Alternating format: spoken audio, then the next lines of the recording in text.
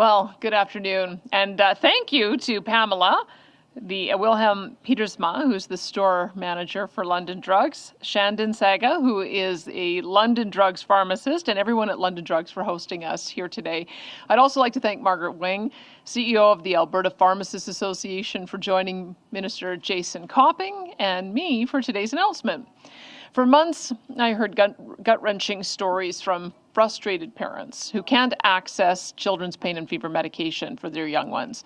I've read letters from parents overwhelmed trying to care for their children with fevers and coughs, trying to prevent symptoms from getting worse, and desperate for them to be able to sleep through the night. Parents across the province know what it's like to wake up in the middle of the night to their children coughing and how helpless they feel being unable to provide them with relief. And I've heard stories of parents asking friends traveling to the United States and Mexico to pick them up a few bottles of pain and fever medicine to ensure they're prepared for these scenarios. We know parents would do absolutely anything to help treat their sick kids. And I want Albertans to know that I will too. So, in December, in response to the national shortage of children's pain and fever medication, our government began taking steps to address the shortages of these medications in our province. Not only has this shortage been extremely stressful for families, but anxious parents saw that their only option was to take their children to the hospital, contributing to long wait times and placing another pressure on our healthcare system. Over the past few months, Alberta's government and Alberta Health Services worked with Atabay Pharmaceuticals to secure children's pain and fever medication and make it available to every family across the province. It has been a painstaking, rigorous process, and it's taken longer than we'd hoped for. But today, I'm pleased to announce that the wait is over. Help is now here. Children's acetaminophen is now available for distribution to local pharmacies, and we hope this brings much needed peace of mind to parents everywhere, and parents can feel confident that we have secured a stable supply of this medication for years to come, ensuring that Alberta isn't as susceptible to global supply chain disruptions in the future. I want parents to know that your government has heard you, and I truly hope that this supply will provide a little bit more comfort and relief to you and your families. I'd now like to invite Minister Jason Copping to give you more details. Thank you.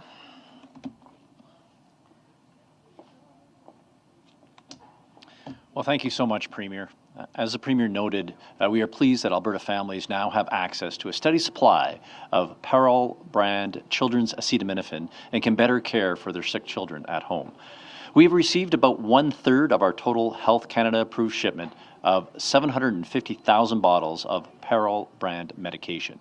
This additional supply will complement the first shipment of 250,000 bottles, which was made available to hospitals to further stabilize the supply in our health system. I'm also happy to announce that on the first shipment of children's ibuprofen from Atabay has arrived and is in the quarantine process. Manufactured under the brand name Petafin, this medication has been approved by Health Canada and will be on store shelves as soon as it has cleared the same process as a Parol brand acetaminophen. Parents and caregivers can be assured that these medications are as effective and meet the same safety standards as other brands they are used to seeing in the store. Health Canada applies these same high standards to all medication imported into Canada. Parol children's pain and fever medication can now be purchased at community pharmacies throughout the province. Please ask your pharmacist about this medication as it will be kept behind the counter. The 2 remaining shipments of Parol acetaminophen will be arriving later this month, as well as the remaining shipment of Petafin ibuprofen. Watching your child struggle when they are sick can cause significant stress and anxiety, not only on the child, but on parents as well. This is especially true when you know a cheap medication you normally have on hand is not so easy to buy. As a parent myself, I fully understand this.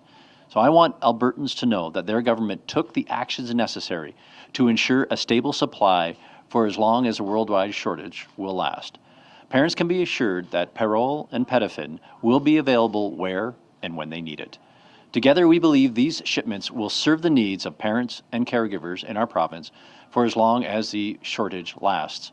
This supply will be sufficient to meet the immediate needs of Alberta families in the months ahead, whether they need to break a fever or relieve pain from an injury for their children.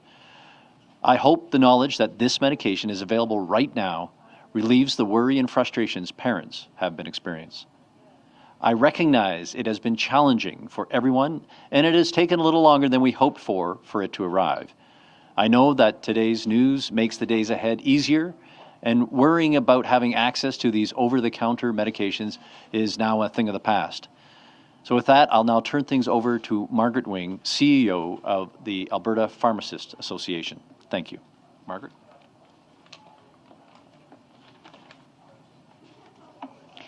Thank you, Premier Smith and Minister Copping, for inviting me to participate in today's announcement.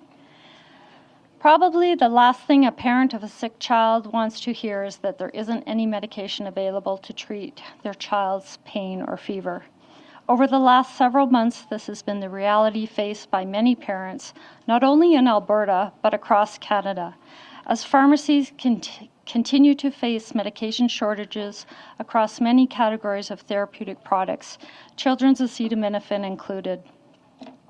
Fortunately, in many instances, pharmacists are able to use their expertise and unique scope of practice to mitigate the impact of this shortage by acquiring bulk medication, bulk supplies, and sourcing raw material ingredients, prescribing alternative medications, and compounding medication.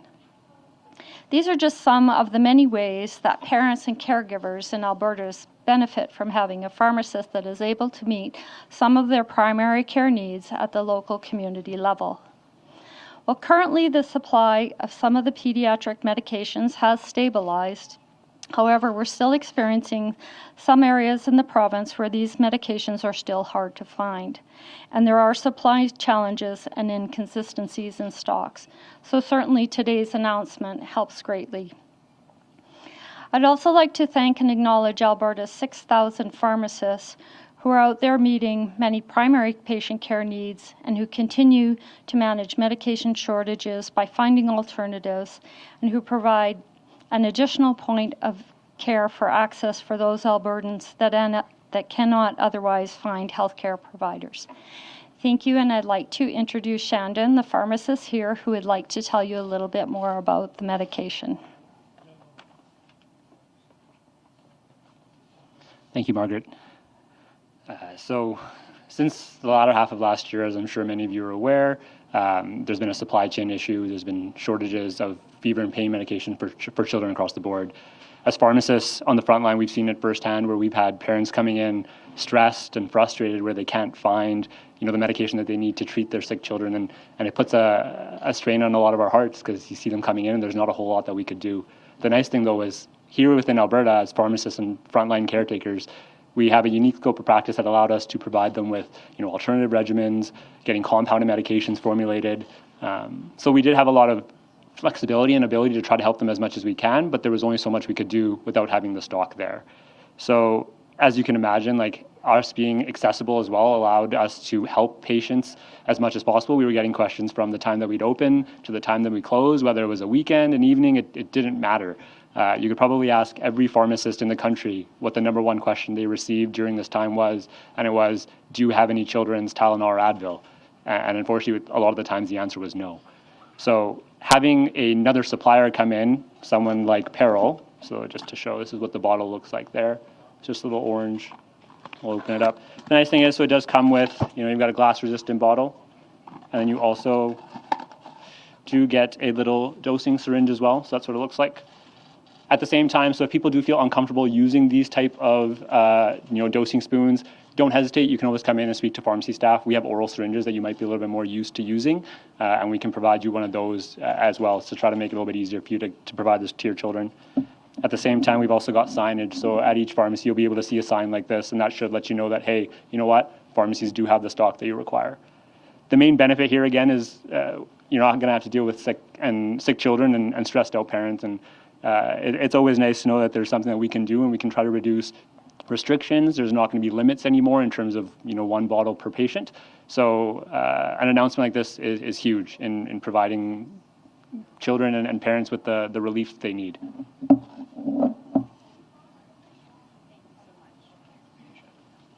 Is this on? Can you hear me? All right, that ends our formal section of the announcement. We'll go to Q&A. We'll hit the reporters on or in person first, on topic questions first. Name, outlet, and one follow-up, and then we'll hit the phones. Go ahead. Hey there, Elliot from Knob City News. This order of medication will be sitting tucked away behind the counters while other products can easily be found on shelves. What is the shelf life on this order, and how much will it be retailing for?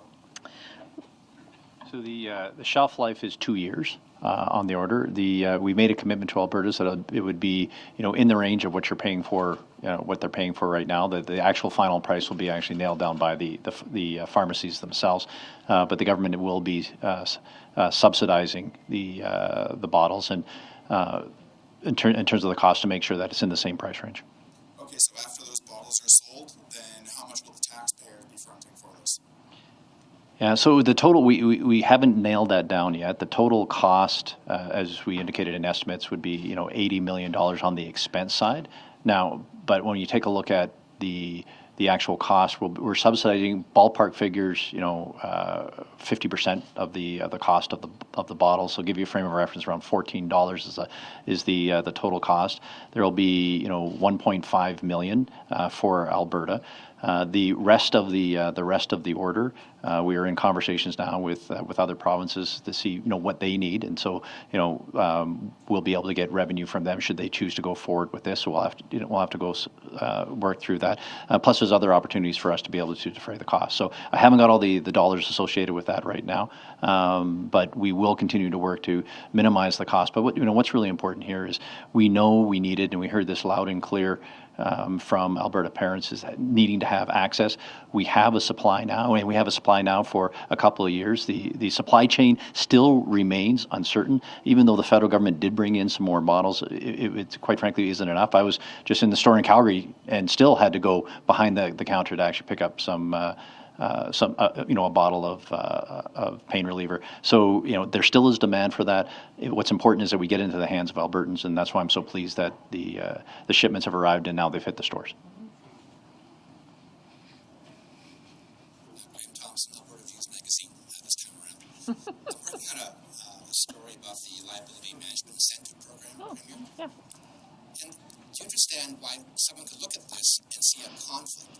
Some have called it corruption, but a conflict. You used to be the lobbyist to Alberta Enterprise Group for the R-Star program, and that was turned down by the UCP government, by Sonia Savage, who was energy minister at the time, because it violated the polluter pay principle. But now that you are premier, you're pushing forward this very same program that was rejected by the UCP government. So can you understand why someone would look at this and say there's definitely a conflict here because you were a lobbyist and now you want to push it forward as a premier? No, all of the advocacy I ever did was always in public. I wrote letters, I did columns, I did podcasts, I spoke publicly. So I'm a bit of a known quantity about the kind of things that I advanced, and I think that the issue that is of great concern to me is I've been watching this since I was a landowner advocate in 1997, watching energy companies year after year push forward the liability. Many of the people who have the liability today aren't the people who created the liability.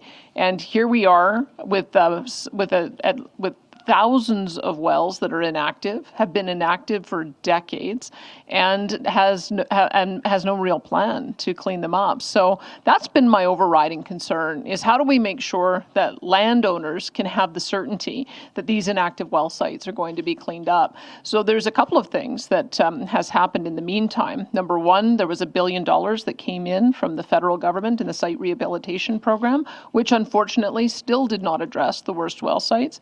And we've also put in a mandatory spend. So every energy company is required to clean up 3% of their liabilities with their own money. This year it's going to be $740 million. They pay out of their own pocket to clean up their own liability, and that is going to increase year after year. What we're looking at is, does there need to be a particular program to address these worst wells? The wells that have been flare pits and sumps and have been sitting there for 50 or 60 years that have not been cleaned up. That's what the energy minister is consulting on. It's a very small portion of the overall wells that he's looking at, but the major part of the cleanup is going to be the required spend of $740 million per year.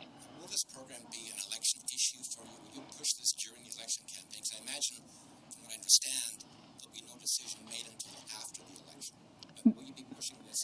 You know, there's lots of priorities that we have right now. I feel pretty confident that the $740 million mandatory spend that we brought in at the beginning of this year is going to go a long way to cleaning up a lot of the wells. We didn't want to lose some of the momentum that came off the site rehabilitation program, because there are now a large number of environmental companies that have set up, a large number of Indigenous companies, and so we have heard from that group that they want to make sure that we don't lose the momentum of well site cleanup. It's just looking at the liability that the AER has put forward, it's about $30 billion of inactive wells that are sitting there that need to be cleaned up. So we've got to clean them up. We can't just keep pushing it forward. Hi there, Matt Woodman, CTV News. My first question is for the Premier. Last week, sadly, we had 2 Edmonton police officers killed on the job. Over the weekend on your radio show, you released details of the funeral, and some Edmontonians felt that was a little premature to do. Why did you decide to do that without the family signing off on it first? You know, I was arranging my schedule. I made a mistake in the date. We'll just have to wait for Edmonton Police Service to finalize those details. But I think that all of us are heartbroken to see 2 fallen officers in the line of duty, and I know that that many people are going to want to honor the families together. Was that something you regretted doing? I think that the main issue is that all of us are celebrating together. As soon as I found out, I made sure that we lowered the flags, and I wanted some idea of when the funeral would be so that we could all celebrate together. Can I get one more for the Health Minister? One more question? Sure. Yeah. Mr. Copping, families in the province are currently also facing a baby formula shortage.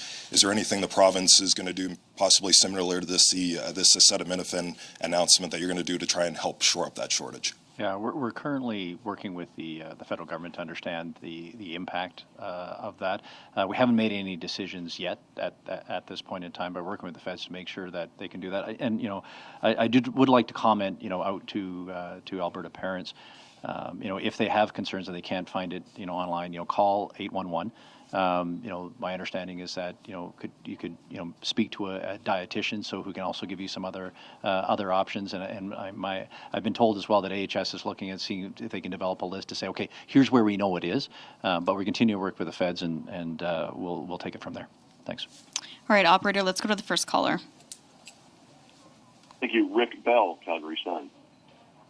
Good afternoon, everybody. And my question is for the Premier, and my question is further to her comments about the Commonwealth Games that was made on the radio show. Premier, given the fact that the people behind the bid say they've been working on this for 3 or 4 years already, but yet we only heard about it very recently, and we still haven't seen a plan, and summer isn't that far off away when a lot of people go away on vacation.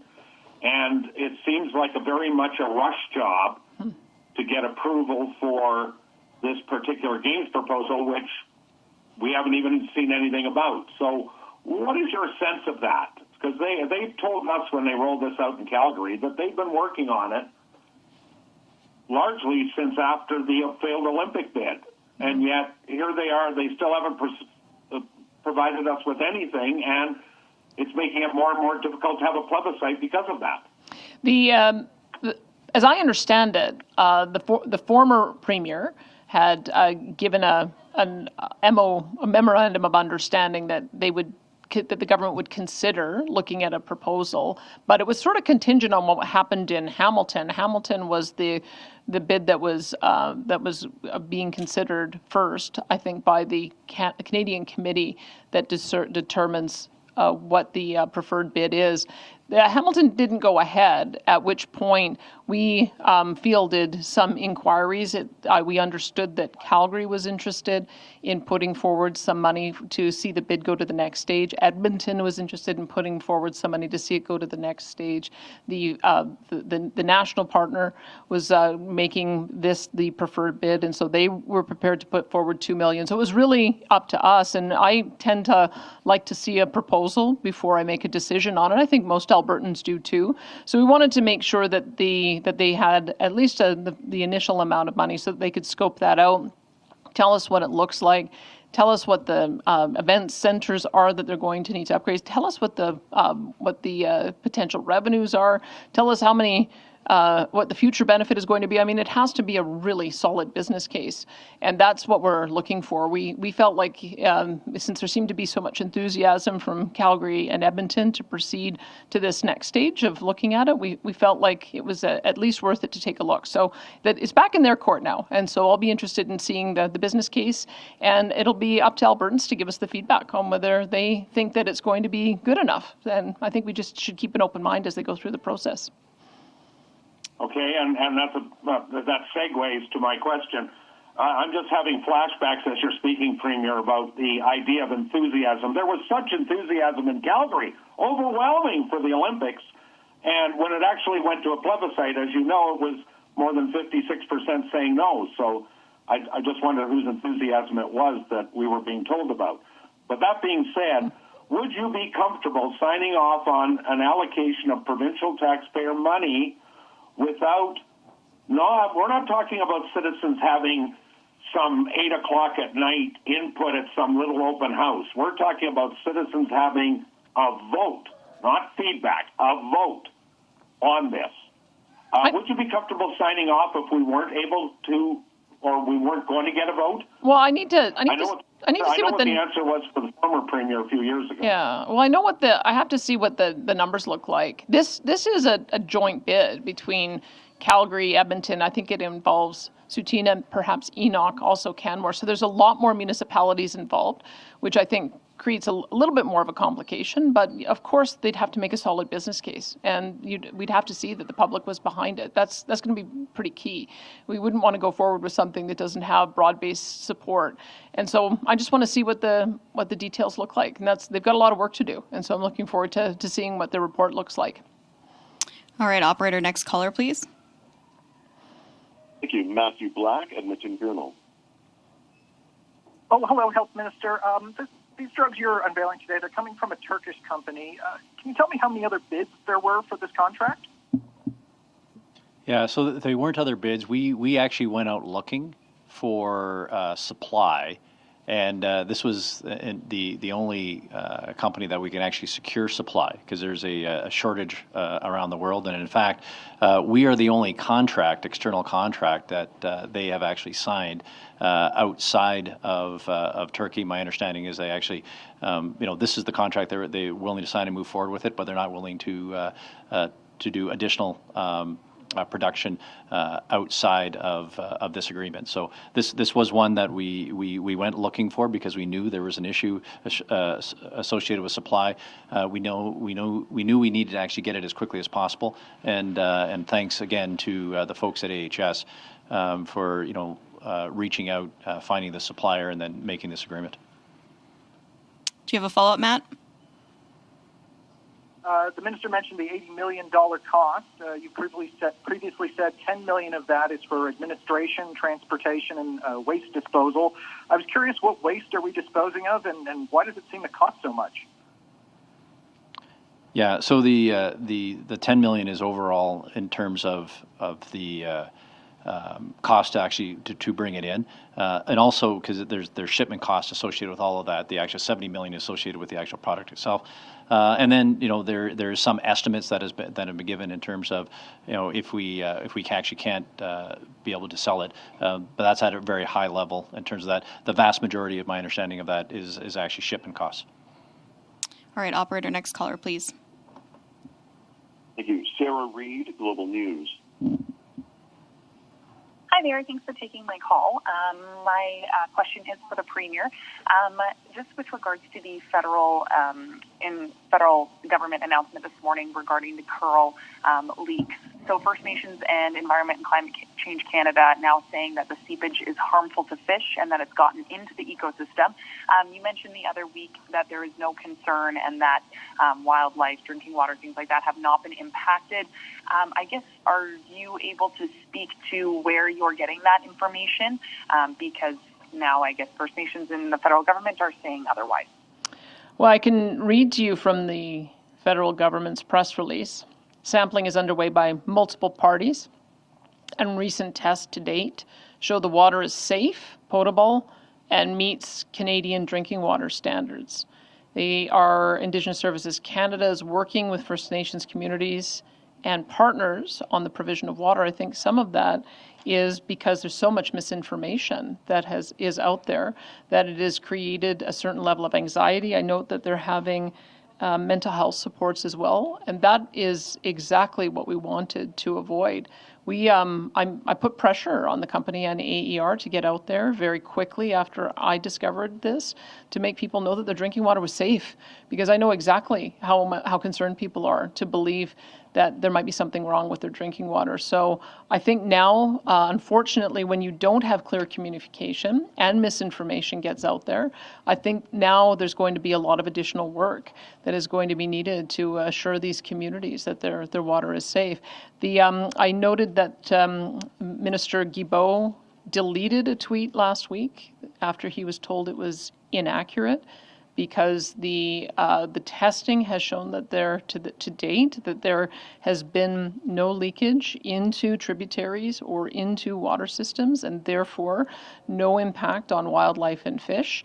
And so I was pleased to see that he deleted that tweet. It's unfortunate that once again he put it out in the first place, because I think that has contributed to an atmosphere of misinformation. So there needs to be good communication. That's very clear. I've said that from the beginning. And we are going to be working with the Alberta regulator as well as all of the energy industry players to make sure that when these things come forward, the term I've been using is radical transparency. People need to know what's going on so that they don't allow for misinformation to cause this kind of fear. Do you have a follow-up, Sarah? Yeah, sorry, I guess just the part that I'm looking at is not the drinking water, although that First Nations are saying that they have concerns that with the snow melting, there may be contamination and that they want the testing to continue on. But I guess the part that I'm referring to from that press release is based on our current information, the seepage is believed to be deleterious or harmful to fish. Believed to be, but as I said before, there is, this is something Imperial Oil has been very concerned about, as has the Alberta Energy Regulator, as has Alberta Environment, that if there is a seepage that gets into water systems, it could cause these concerns. There's no evidence at this point that has occurred, which is why all three bodies that I mentioned have been doing testing. It's why First Nations have been invited in to do their own testing. It's why we have worked collaboratively with the federal government to make sure that we're all sharing the same information. But at this point, I think Imperial Oil has put the information out that there is no reason to believe that this has gotten into any water body to impact wildlife or to impact drinking water. And I think that's the important thing. People need to know their drinking water is safe. Okay, operator, let's go to our last caller, please. Thank you. Audrey Neville, Radio Canada. Hi, thank you for taking my question. It is for Minister Copping. I'm just unclear as to when the medication will be available in pharmacies. Is it today? Yes, it is available right now. No, Not in all of them. Not in all of them. Shannon, are they here right now? We have some at our location. We have some in our location. Yeah, so there's some available. They're still being distributed throughout the province, but it is available right in this drugstore right now. Okay, thank you. And as a follow-up, is the unusual dosage of this particular brand of medication complicating the negotiations with other provinces who could be interested in buying that medication? No, the initial conversation that I had, I said it's a different dosage. But just to be clear, it's not atypical for different dosages to be out there. There is actually right now kids versus adult medicine and different dosages on that. So I have made them aware, and we're still in conversations with a number of provinces. Okay, thanks everybody.